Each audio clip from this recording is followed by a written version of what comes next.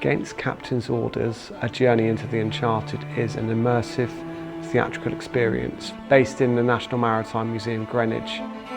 It was designed for children aged between 6 and 12 years to think about the museum collections in a very different way. Against Captain's Orders was outstanding. It was a whole new adventure that I've never ever knew. It was really fun and a bit scary. I have no words, just so good.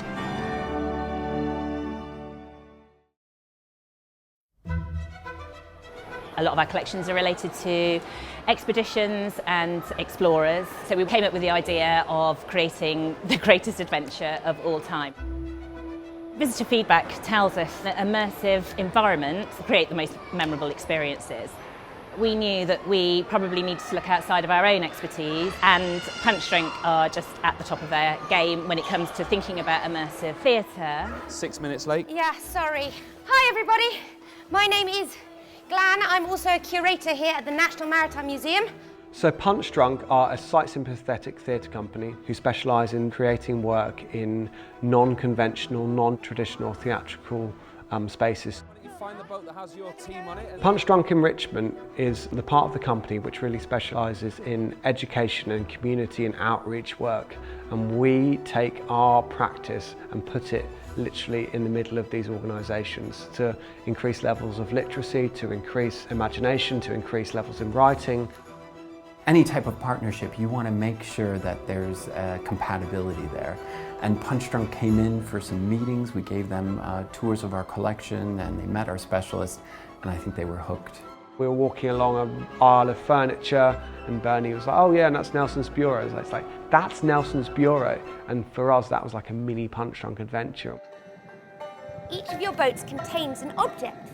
Your job is to work together in your teams to find out as much as you can about your particular objects. We wanted to use items that signified the characters that are in our collection that have gone against Captain's Orders. What we tried to do is to use history as a springboard to quite a fantastical adventure.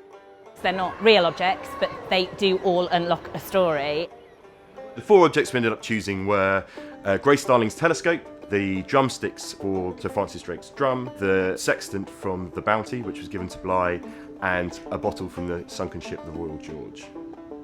When we find out about the Royal George bottle, we spot something which isn't right, and one of our curators, Glan, decides, even though we shouldn't touch museum artefacts, that this is a new discovery and we have to open it. Halfway through quite a dry introduction to it, something happens, doesn't it? And the objects that they're looking at get whisked away.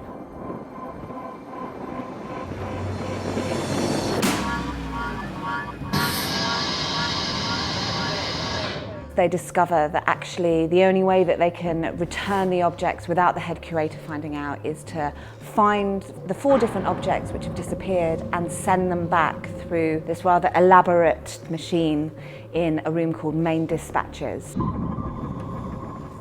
Our first step, actually, when we were thinking about how the story would grow, was asking the museum themselves what they got excited about. And as we had those discussions, it became quite clear that some of that was this clandestine idea of those areas in the museum that you're not allowed to go to. We wanted to look at this idea of the stores themselves and all the objects that are housed within them. When we came to imagine how we would design and show off these stores, it was taking the essence of each object and how it would represent itself in a storeroom. So the rooms change depending on the object that houses them.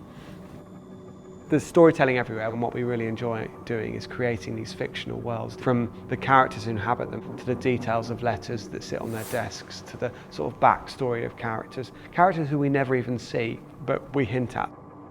It supports a whole range of skills: writing, speaking and listening, drama, observation, reporting back. At the very heart of it, its inspiration is that it will create enough information and energy for children to write stories.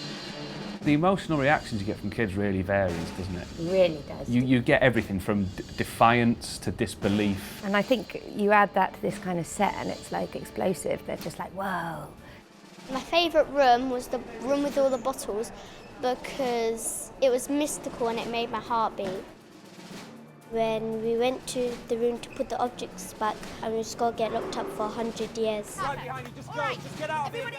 There's mild peril at points. The audience are scared. Children are taken to that point of, oh my gosh, I'm not sure whether I can handle this. There's someone coming that way. I'm going to go, okay? What? I'm going to go. Go, no, Good luck. Good luck. Arthur.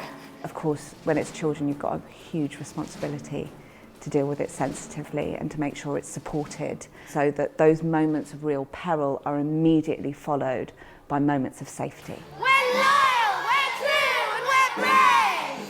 No.